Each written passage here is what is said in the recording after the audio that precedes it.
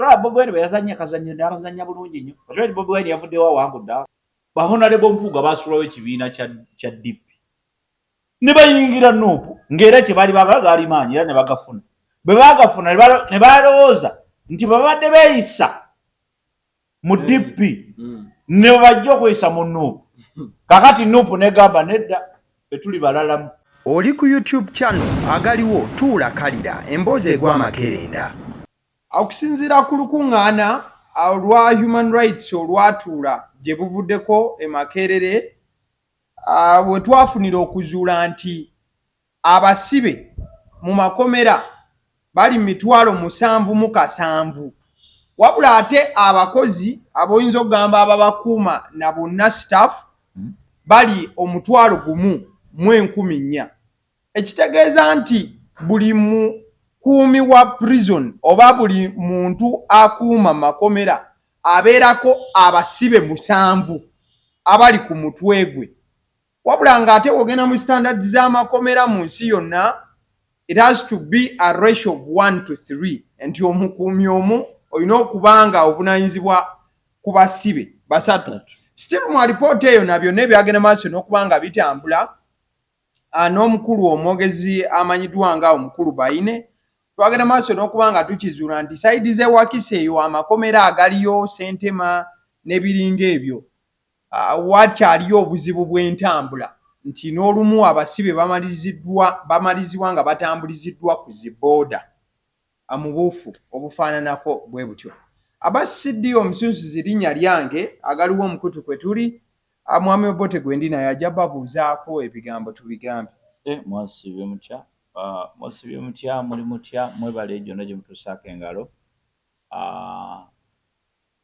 Tusanise okubalaba yonna gye muwangaalira gyonna gye mulabira. Ekintu ky'amakomera kintisizaamu nga kikambwemu.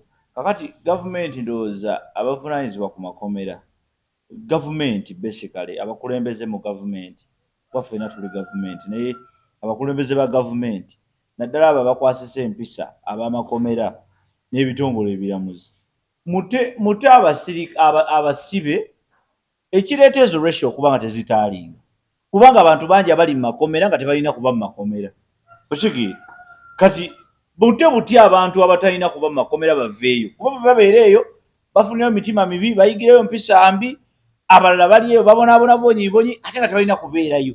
Buli muntu yenna ali mu kkomera nga talina kuba mu kkomera for information gundi bamukutte bamukutte n'ebintu ebyamukwasiza era byakiralulalu simanyi mataka simanyi biki twala tugende bwate simanyi atiisatiisa abantu but I mean it's their land. Lwaki abaatiisatiisa abaliko kitegeeza butegeeza nti waliwo obuzibu. So poliisi n'amakomera n'abakwata abantu ne abavunaanyizibwa ku makomera mute buti bantu batalina kuba mu makomera reshe ejja kutereera. Naye kati abantu bangi bali mu makomera simanyi ono wa people power simanyi ono bamukwata yayambadde ekyambalo simanyi ono bamukola batya.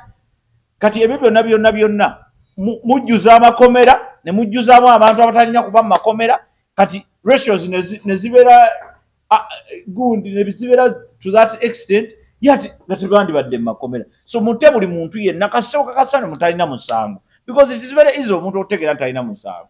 Very easy. It is easy okumanya nti omuntu ono talina musango. Kyangu nnyo tekyeraba rocket science nze n'omunkwasa bukwasa nti wuuyo tegeera oba alina omusango batalina. Kyangu nnyo okutegeera nti omuntu talina musango oba alina omusango. Wafuuka mulamuzi. Kale bwe tuba nga tubudde sayidi ate mulamuzi yekka yategeera nti nange wake wange ntegeera mmanya nti abaana bange bwe bajja ne bawa bamanya nti ono ebuzibu ono si ebuzibu. Kale away from there weekend wabaddewo ogenda maaso n'okuba nti nno basabira wamu n'okuwummuza omubiri gw'omugenzi omukulu amanyiddwa nga Pascal. Sayidi z'e Masaka awo byonna bwe byagenze maaso n'okuba nti bitambulira. Bw'oba ojjukira bulungi nnyo nnyini ddala Masaka awo we tudda ku sayidi y'NUP wagwawo nabe waddewo kalumanywera mungi nnyo era ekibuuzo nga byonna tebinnaba. There was a big question is that His Excellency Bobi Wine agenda kusala agende okuba nti aziika musajja we oba omukulu oyo n'okuba nti amuwerekera n'okusiibula olw'ensonga nti Masaka ate n'omukulu ow'ekitiibwa. Nabadde ngenda Ekkooki akati nensanga the other morning gundi oyo Kamuswaga w'Ekkooki yabadde ajaguza emyaka gye 20. Kati waliwo ttiimu gye nadde ngenze nayo ey'abantu be nadde nina okugenda nabo. Tuba tugenda twakeera nnyo, twava ku Serena awo kumakya saa 12 naye tutuuka otuuka e Masaka n'oyingira egundi n'oyingira kati ku kigenda wa gundi ewaba Mayanja bayita batya gundi Laakayi Laakayi twala tugende Laakayi paka n'otuuka eri Ekkooki. Kakati tuba tugenda between Masaka oba Kaliisizo around there awo between Masaka awo nga waliwo abavubuka balina ebipande batadde ku makubo nga kuliko Oweekitiibwa Mpuuga ne Dr. Abed Bwanika nga kiri mu bifaananyi mu colors za people power naye nga bataddeko wano wansi bano be baffe nendaba ekisooka era neŋŋamba nabadde nemugawayo bano bakola kikito nendaba ekisooka netuvuga mayiro ngezi nendaba ekyokubiri netuvuga mayiro endala ngezi nendaba ekyokusatu. Kakati ate awo ne bikoma ne bisooka ne bikomera ddala actually eri yonna nagezi eri twagezero but nabiraba ebipande nga 3-4 kwegamba neŋŋamba so kati there was a big question that His Excellency Bobi Wine anaatuukako eno nga ground zizitowamuko ennaku zino ate ng'omanyi nti omukulu ow'ekitiibwa Mpuuga amakanda gasinga kubanga gasibukawa kuba ojjukira ne gye buvuddeko Mwami Abedi ye yali ayomba nnyo superiority yaabwe oba amaanyi embavu zonna zibe kuba abantu bebe bakola kibe babasindika mu buufo obwo. So omukolo gwa happeninze ogw'okuba nti olunaku olwa Mwami Pascal olusembayo ku nsi. So wakati nga bigenda mu maaso Oweekitiibwa Mpuuga ku layini wali omukulu Dr. Abed Bwanika ku layini wali His Excellency Bobi Wine ng'atudde wano akapulesa ensonga kati nga ssaawa yakuba nti ensonga zigenda maaso olw'okuba nti zanjibwa byonna nga bigenda maaso nga bwe mwabirabye omukulu Dr. Abed Bwanika n'aweebwa akazindabyalo era ate ssaawa yakuzinda byalo n'azinda ebyalo namulengedde Dr. Abed Bwanika dokita yatabuse kozi dokita wa bisolo asina kyemmanyi sirina kyemmanyi nze kannyonnyole kyange kibali. So dokita kati gwe munamawulire akyo batomanyi anze manyi why do you call him a doctor? He's a doctor. For what? Awo tujja kuddawo tugende ku kyati. So anyway Dr. Abed Bwanika n'akwata omuzindaalo n'atabuka katono ebifuba bibugume ng'ayogera n'omukulu direct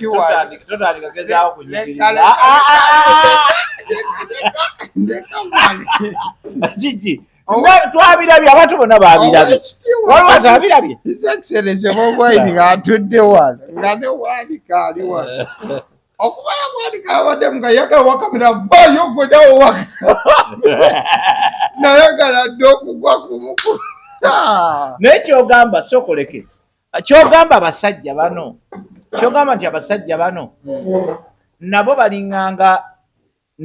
balinganga gundi nabo kati kyogamba nti Abed tasobola kulaba Mwami Bobi Wine baba I don't know because it look like besanze ekyo kitu mu statement za Bobi Wine kati kangendeko mu statement za Bobi Wine kozi oluvannyuma Bobi Wine akwata omuzindaalo Bobi Wine yete yakoze nga bwe baakoze Bobi Wine ali political andi kanjagala nkikutule nkimalize nze ekikuwe so Bobi Wine ye yeetondedde abantu olw'ebyabaddewo but Bobi Wine yagambye bw'ati yabadde nga naye asanyuse okulaba ku Honorable Mpuuga osegeera for the first time after a long period of time era Bobi Wine n'agamba okusinziira ku statement ye nga naye awulira alinda akaseera mwami Mpuuga ono lwalisituka n'agenda boogeremu zo Mpuuga kye nalabye atabuka ennyo nga Bobi Wine ayogeddeko kyekyokwetonda okusinziira ku body language kuba yatabukidde ddala Mpuuga yakoze ati nedda ati Bobi Wine yanagamba byabakulu bano okwetonda basobola okwetonda yeetonda Bobi Wine yadagamba nti mwami Mpuuga yeetonda dda nga we mwalaba Mpuuga yakoze bwati Bobi Wine is a politician. So tugende mu byonna ebyabaddewo from top. Bobi Wine is a politician. Amanyi ekyokukola when and how. Although sometimes he gets overboard n'akola ensobi. Ate kakati abantu abamuwagira bangi tebakkiriza nti akola ensobi. Era ye bw'omugambako nti yakoze ensobi batabuka nnyo ne babuulira bulala. Naye nga kitegeerekeka bawagizi be si basapota baffe. Omanyi bafaani bo nga bo bamanyi enkola zaabwe bwe zityo naffe bwatu tulina bafaani baffe omusanga n'agamba nti bannange oli mugezi nnyo naye toba mugezi nnyo simply because ye ku bafaani bo awuliranga nti gwe osinga okutegeera naye nga olusi si bwe kibeera so embeera nagirabye Dr. Abedi Bwanika ebbanga ddene nze mbadde njija nkugamba about my concern about Dr. Abedi Bwanika is very passionate ku bintu nga byogerako kati olumu n'agetinga too much kati ekizibu ky'abantu bano bonna ba Honorable Mpuuga abantu bonna ab'obuvunaanyizibwa ab'ebitiibwa abajja mu nuupu ng'efuuse people power ng'efuuse nuupu oba nuupu oba people power for that matter kubanga bagenda oyingira ng'ekyali people power kati bwe yafuuka nuupu abamu ne badduka abalala ne bagamba katugumiremu mu kibiina era ne balekawo n'ebibiina byabwe baalina ebibiina kubanga ne gundi alina ekibiina mwami gundi mwami Dr. Abedi alina ekibiina. But I think teyali ku independent waliwo ekibiina kya something naye kikyengezaako okugamba nti bwe baamala okizuula nti n'amaanyi gali wa mwami Kyagulanyi ne bajja naye bwe bajja waliwo ebintu ebimu bye baali tebawadde budde ekisookera ddala nuupu yazimbibwa ku musingi gwa kibuli okyegedde era ebintu babikola mu ngeri ya kibuli kyova olaba nti olumu ffe tuvumirira ekibuli because that's not politics nti bagizimba mu ngeri ya kibuli kakati bano bwe bagenda ne batuuka mu nfo ne batuuka mu bitongole bino ne babeeramu bo bajja n'ebitiibwa byabwe ng'era n'okubimanya babikola ki babimanyi kati ne basangayo abayaaya batayagala kumanya yadde ekintu n'ekimu era nga kyekibasumbuwa nti batuuse ku level egamba nti eyeeweza omumba gwe bazikuba okyegedde nti baasalawo ne bagamba tuli ba nuupu kakati bw'oba oli wa nuupu olina okwejjamu olukungu era kyekitawanya kati Honorable Mpuuga Mpuuga mukungu wa kitiibwa wa Kabaka naye kino ekibiina kye yajjamu tekirimanyi babitiibwa kibiina kya balasita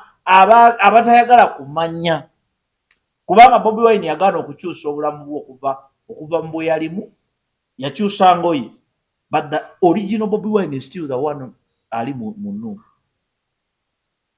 takyukanga era bintu bitono nnyo ebyakyuka ku ye kungulu naye munda akyali oli omulasita omubaayo amanyi kyayagala when and how kyovola nti ebintu bingi byakola ng'obiraba bifu mu political realm tebikola naye nga yabikola kati ate baba wagizi nabagamba yaman ewaffe kubanga jjukira abantu bakoowu, bw'olina okutegeera nti abantu bakoowu, abantu bali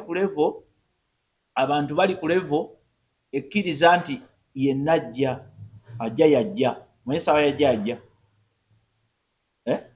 essaawa yajja edda twali tukyakuba ennyo amabaala obangawo time yajja ontegedde akugamba. The idea is ajja yajja, tuli ku level mu Uganda kati tuli ku ajja yajja, otegedde ajje tetukyaliko kugamba nti qualities bwe ziti ze twagala or something. Kyobalaba nti abantu nga Bobi Wine bafunye amaanyi mangi kubanga ye yalaze nti nze nzize.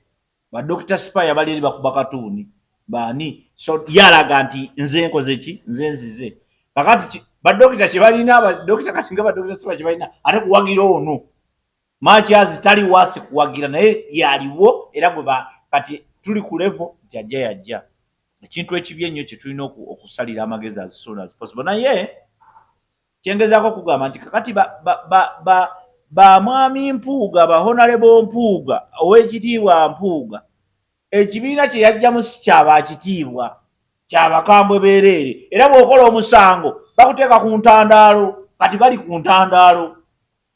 Bano bayaaye ba ntandaalo, si be bali abakusooka okuteesa kakati kino oli akuteeka ku ntandaalo n'akuteeka mu kamera ng'olaba baba n'agamba nti gwe wabbye ssente naye nga ow'ekitiibwa tabba, okitegedde. Kati bano ba ntandaalo, kati era kyovulaba entandaalo eri mu bbookya, entandaalo eri mu bbookya. Baalekawo ekibiina kyaffe ekya DP ne bakigaba ne bakisuula ne bagenda eri amaanyi baagafuna kituufu, naye kati gatandise bakola ki, okubakuba n'okubayisaako obuswanyu. Kyovulaba nti nze siina kisa gye bali, bino byonna nga babiyitamu siina kisa. Era tosobola kundaba nga nnenya Bobi Wine because mwe mwamulumba. Temusobola kundaba nga nnenya Bobi Wine ku nsonga eyo. Lwaki oyisapooti Mpuuga, lwaki oyisapooti Gundi, Honorable Gundi? Ekyo tosobola kundaba nga nkikola. Naye ate generally nkugamba nti waliwo ensobi ez'omukulu. So the idea is very simple. Let them deal with their problem now. They have to fix this problem within or outside, but let them fix the problem. Kakati ekyabadde Masaka is a clear sign of what I've been telling you all the time. Nti tulina obuzibu. Olw'okubanga nti eno omanyi empire fe ghetto life ndalamu. Mu ghetto respect yebaaye baya ddala. Bw'obanga gwe president wa ghetto gwoba presidenti. Era ba dictator abatuufu basibuka mu ghetto. Kyova Bobi Wine dictator awedde emirimu taliko yadde akabuuzo. He's a dictator, he's a true dictator. He knows what to do and when and how. Ate yaye akyekolera. Muntegedde bulungi nnyo. Era Bobi Wine takyuka nnyo na President Museveni. Myaka gye gikyukana. Naye mu bwa dictator bali in fact onayinza n'okuba oli mwana kw'ono. Kuba Bobi Wine ate tateesa ku ebyo. Bobi atateesaako. Ate kati gwe otamanyi naye nze alaba amanyi bulungi nnyo style n'engeri gye yekolebwamu. I know that. I know. The branding gye bakoze, kale branding kale katugambe nti branding gye bakoze aba dictator yennyini. Okitegedde bulungi nnyo. Gwe bw'obanga essaawa eno ndaga nti muyombedde mu myaka 3 nga akajja ke kabayombya miliyoni 5. Kabonero akalaga nti waliwo ekitali kituufu. Nze nakubulira ku ssente ezo n'engeri gye zajjamu ne statement omukulu ze yakola. Okitegedde ssente zaayingira mu kitongole nga tazimanyi.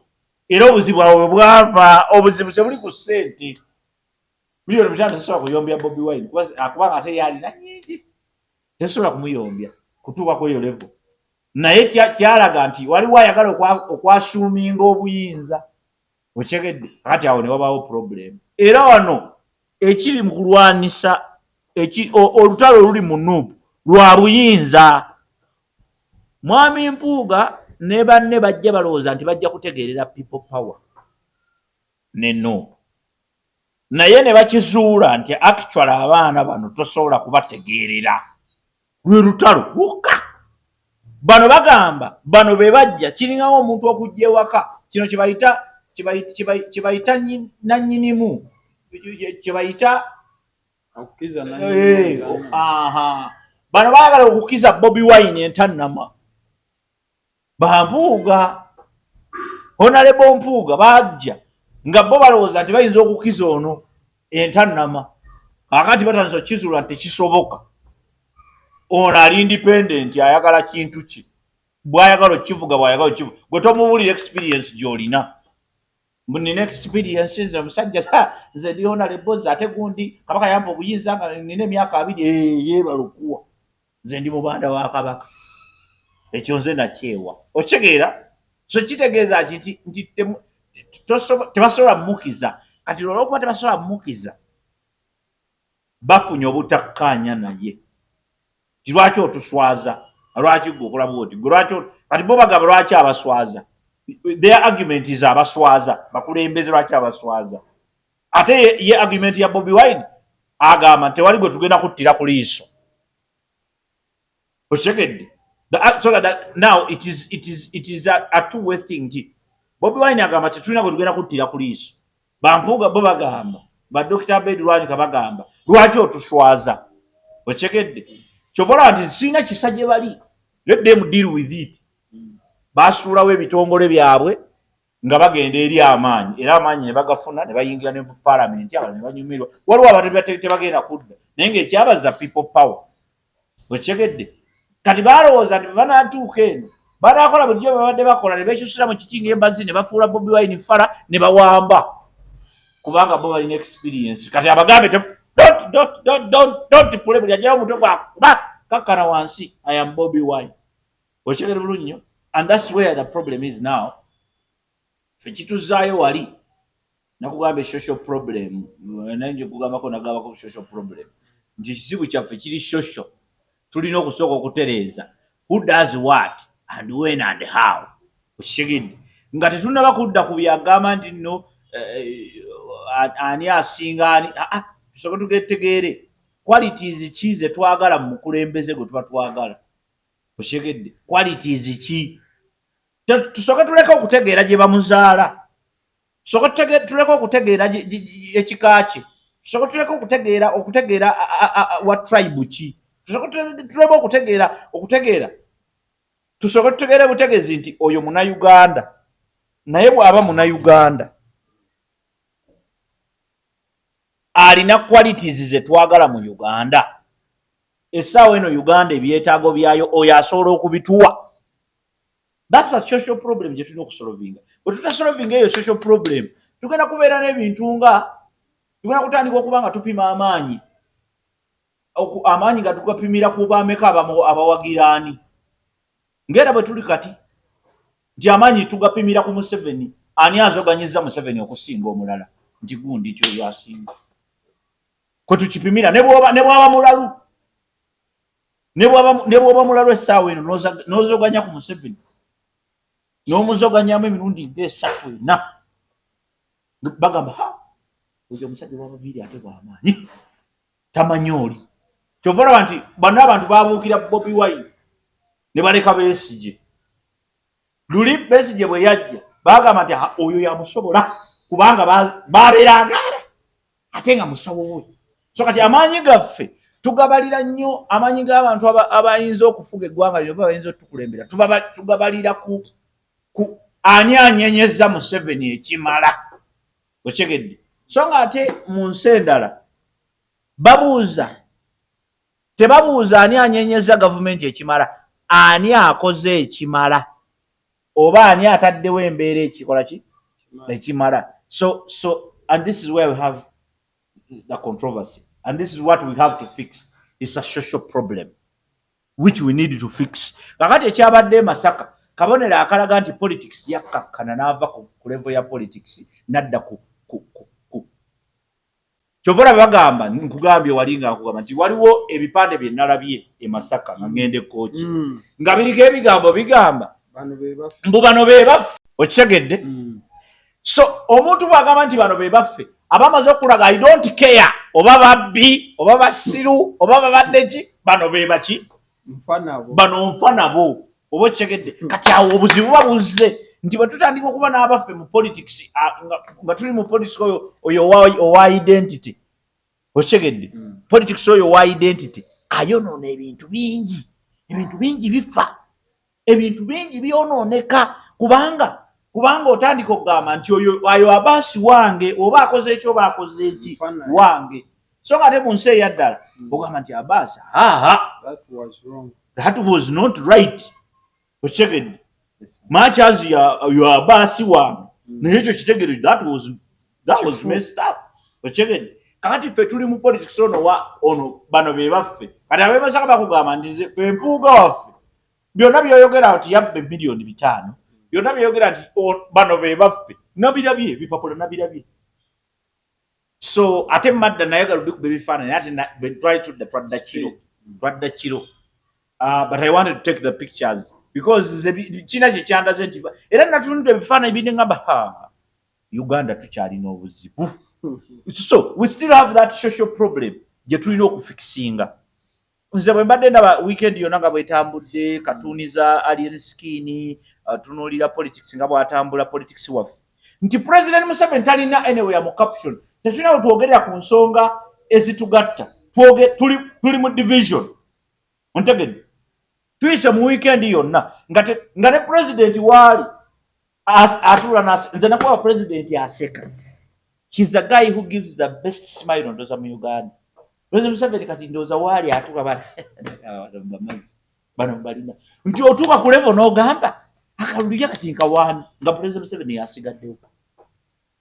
Nga tolina kyakkola. Ng'owulira omukooye naye nga akalulu ko tolina woyinza kawa okuleka ate yeera gw'okooye. Kanti ku bibiri okolako ekimu. Ezo kawa Museveni n'akufuga ng'omulinako obuyinza ati namuwa akalulu oba si kyo olema okukamuwa olema okukamuwa ne kafa kati ku bibiri n'olondako ekimu wakiri omulonda n'ogamba nti Museveni nkulonze at least nkulinako kati obuyinza nkulonze kale wakiri nkulonze kale kambeere part of the problem okusinga okakwata ate n'okatta kuba kati olwo kiba kitegeeza nti tolonze ate akalulu kukafu not chicho because katilekayo dabayo tusigaze emyaka egi ye myaka 2 gikyawera tusigaze omwaka gumu tulonde 2026 tuli 2024 guno gugenze so 1 year to go next year but one tulonda mu January ba February kakati naye saawa eno nga Mpuuga takolaga na Bobi Wine ekitongole ekimu ku president byatyamu abed one kayabadde agala lya president webu kakati awo waliwo obuzibu okitegedde if you are looking for change we cannot achieve change nga tulimu eyembeera naye ekyo kikireeta is a social problem kana tekasobola tufuga Mpuuga nawe tokkiriza muntegedde tekasobola omuyaye tasobola gwogenda okugira ontegedde naye Bobi Wine yabagambiddewo awo wennyini yabagambye nti abakulu bano bonna bemulaba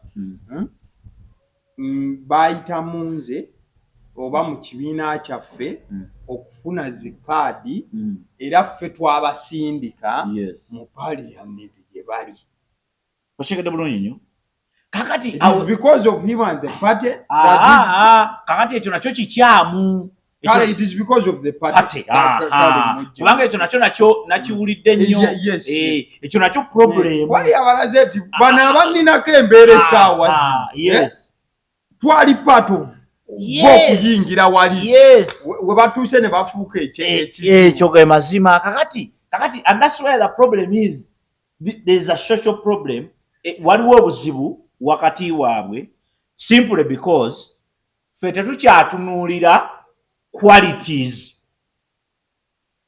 tetukyazitunulira tutunuulira ani ayuuguumiza ani akanze nnyo ontegedde kati kyekituviirako okuba nti essaawa eno Honorable Mpuuga baasulawo ekibiina kya DP ne bayingira Nuupu ng'era kye baali baagala gaali maanyi era ne bagafuna. Bwe baagafuna ne balowooza nti babadde beeyisa mu DP ne bajja okweyisa mu Nuupu. Kakati Nuupu negamba nedda ffe tuli balalamu. Ontegedde? Era amaanyi bagakoze ki? Bagalabye. So the idea therefore is okusookera ddala katutunula kyebabadde mu kuziika. Gundi si bye yayogera wano Mpuuga n'agamba mulengera kufa mu nnyimbe wa. Kakati awo babadde basobola okuteeseza abo nga bw'obalaba bwe tuyinza okukwasa eggwanga lyaffe bali kukufa kw'omuntu. God forbid era tusaasira nnyo amaka ago ne tusaasira nnyo amaka ago era tubasabidde Mukama awo omukulu oyo ekiwummulo eky'emirembe. It was a platform for them, but they have a platform already. Lwaki tebagikozesa? Nakugamba ekya Unity platform nyinza obutabiddamu kati. Oyinza okugamba nti omusajja era akomyewo ayogere bino. Naye nakugamba about Unity platform.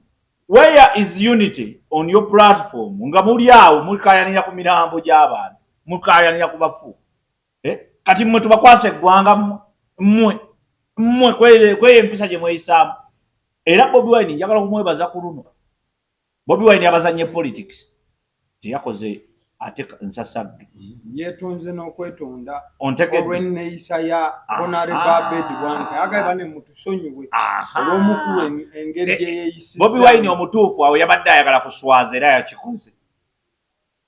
Era mwebaze yaswazizza bulungi nnyo. Kati ya Abedi bye yadde akola bye byadde. Anti ekugamba yabadde ayagala kumuswaza, yamuswazizza.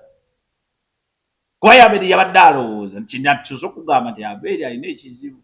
Alivere gundi doctoristic akati alivere person nti olumu ava ku gundi. Ne politics is temper management. You must know how to control the temper even when things kakati ate Bobi Wine ako yakatuuse yabadde ayagala kuswaza nti mulabye abasajja bammwe temugamba nti bammwe mubalengedde. Golaba gundi bwe yeeyisiza bw'atyo. Ye lwaki gundi Abedi Bwanika kayasinga okuluma okusinga Abedi mukambwe nnyo. Lwaki yasinga okuluma? Kitegeeza nti they had something. Balina pulaani yayiika. Pulaani yaabwe yali nti tugende tuwambe. But now mbadde nkubuulira nti next year but one tugenda kubeera mu kalulu. How are we going to be mu kalulu? Nga ssaawa eno essaawa ezandibadde ez'okweteekateeka. Essaawa ezandibadde ez'okweteekateeka. Ate bali mu kulwanagana. Because kati luno olutalo olaba olutalo lugenda tambula paka mu kalulu. Ate telugenda kustoppinga paka mu kalulu nga kawedde. Kuba kati wano gundi akimanyi tebasobola mwongera kkaadi. But according ku byempulira just ag'oku kkubo aga street ababiri abo nga wabalabe balina obukambwe Dr. Abedi ne Honorable balina ekijja.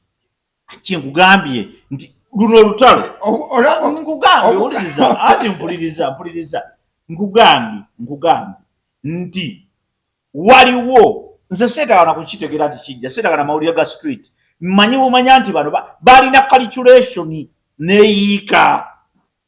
Ontegedde bweyiika kati bagamba maani era balina okuba ne plan B because tebasobola bongera kaadi eya Nuupu tebasobola gibongera. Ontegedde era banja batagenda kuddamu gikola ki gifuna. Then waliwo olugambo olutandise okuzungazunga lugenda kuleetera Joel obuzibu. Ebyo bireke. Anti nkubuulira ebyampuuga byatandikira bwe biti. Ono omwana we South Africa yabitandika. Oyo bamuyita Wuma Lukisekka ye yabitandika. Kati baleese olugambo olulala. Anti ndulese naye nkugambye baluleeta. Era baluleesa ate nkubuulira si lugambo bugambo. Ate lujja kuleeta ebizibu.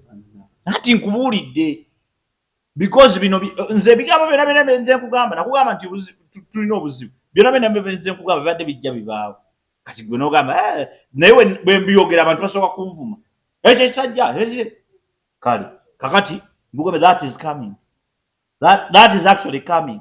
But that will be a big blow at the end of the day. No! Who expected Mpuga?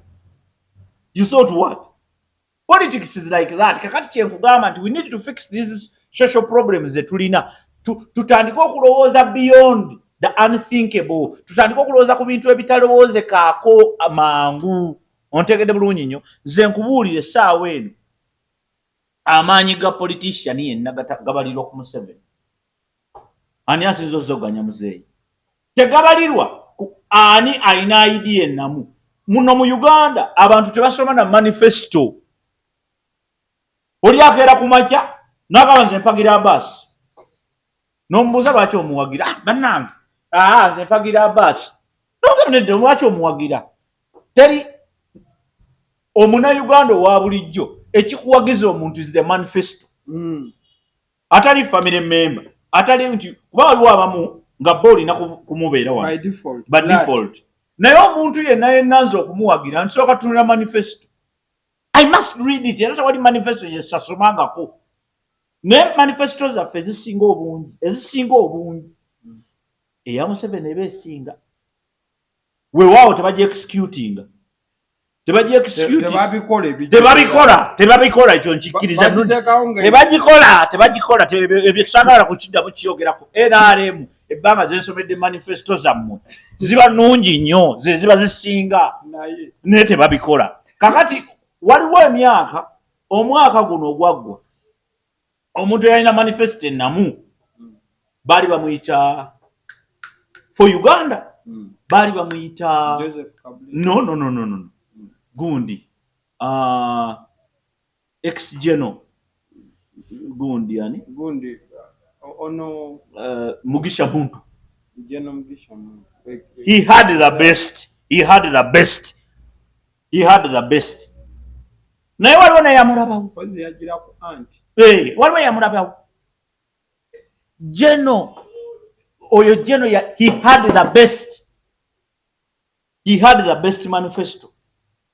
Montegede bulungi nnyo. Naye waliwo yamulabawo. Because we have a social problem already. Ffe tewali ayagala kumanya ffe tugamba ani alina vibe.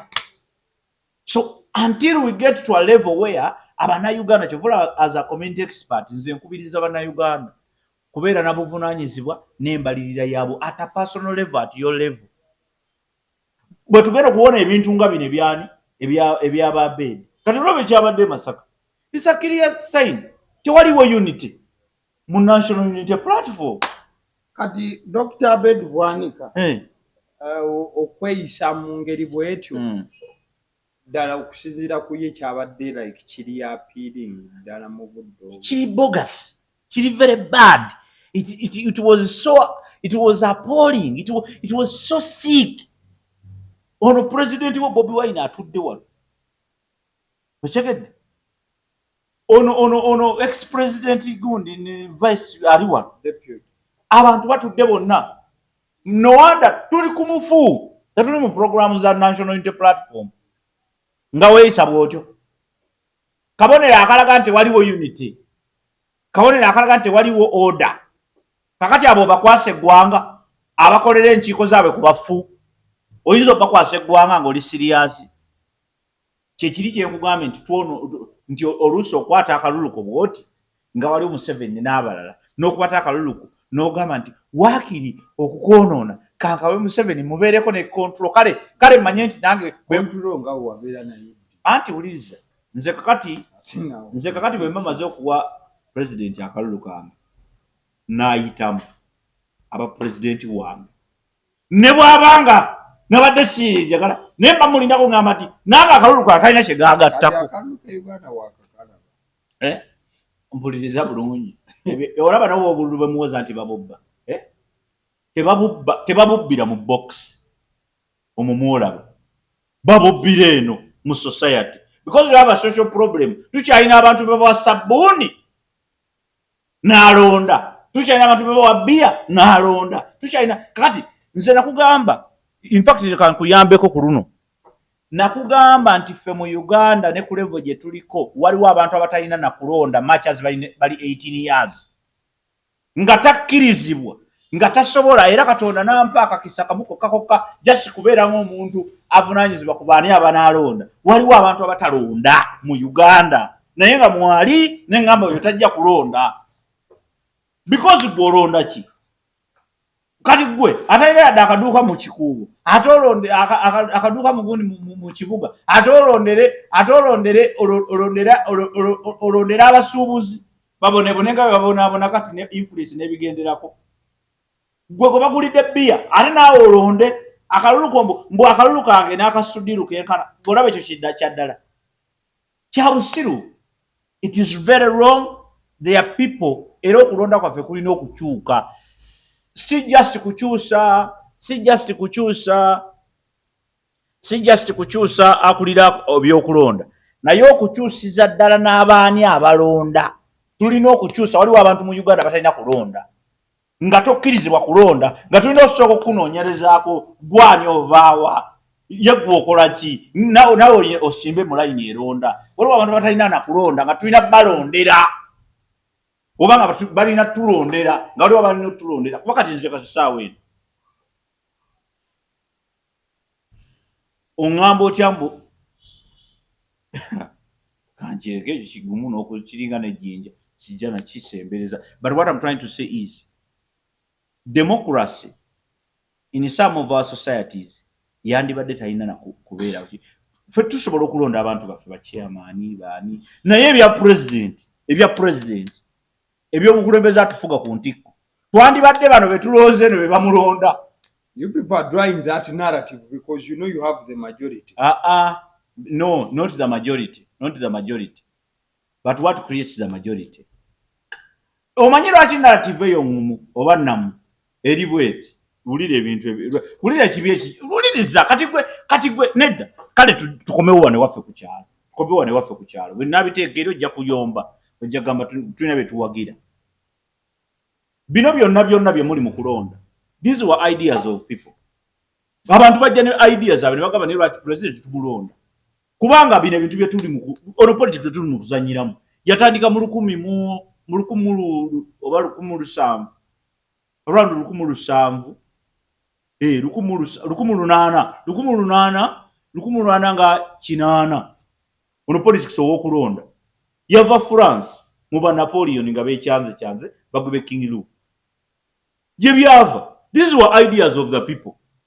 Kakati mwe ekizibu kyammwe temwagala kukyusa, kyokka temwagala change naye ate temwagala kukyuka. Kati gw'oyagala change naye change oyagala ogifuna otya? Gwe toyagala kukyusa mpisa zo naye ate oyagala change. Kati change eveewa? You must change. First of all, change yourself. That's when you realize what to change. But you cannot change other things nga gwe tokyuka. Ye problem gye mulina. Ochegedde, ye problem gye tulina wano nkugambe, we have a social problem where people living in denial, mubeeraawo mu kutya. Ochegedde, ensi ze mwegomba tezironda nga mwe mulonda. Mudde wano buli omu n'agamba America buli fulu akalulu ke kaba kagaga. Your last remarks as we are winding up. My last remarks is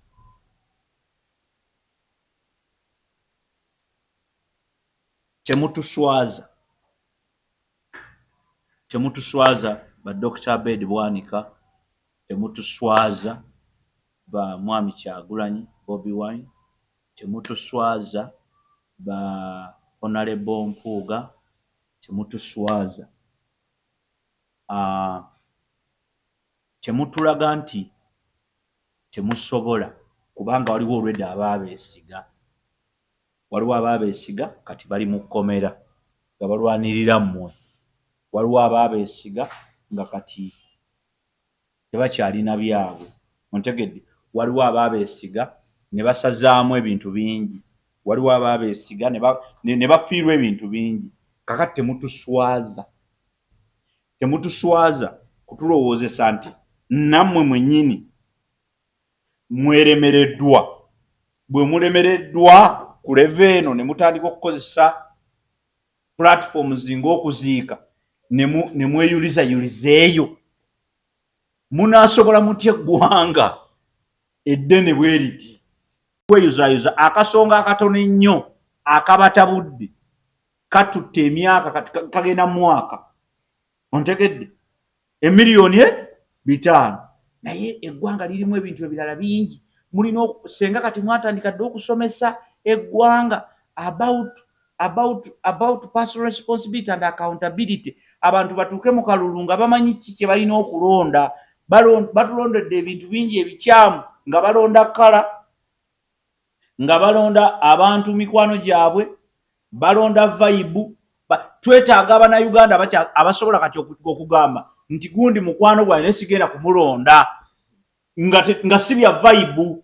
Twetaaga kati abannayuganda abasobola okugamba nti tugenda mu kalulu gundi kituufu naye tolina kyotukoledde naye olina kimugamba bluntly bwatyo nti tolina kyotukoledde ABCD tugenda we need such Ugandans. Naye abo bannayuganda b'ekikulu ekyo tebagenda kuva mu ggulu bagwe nga bi alien.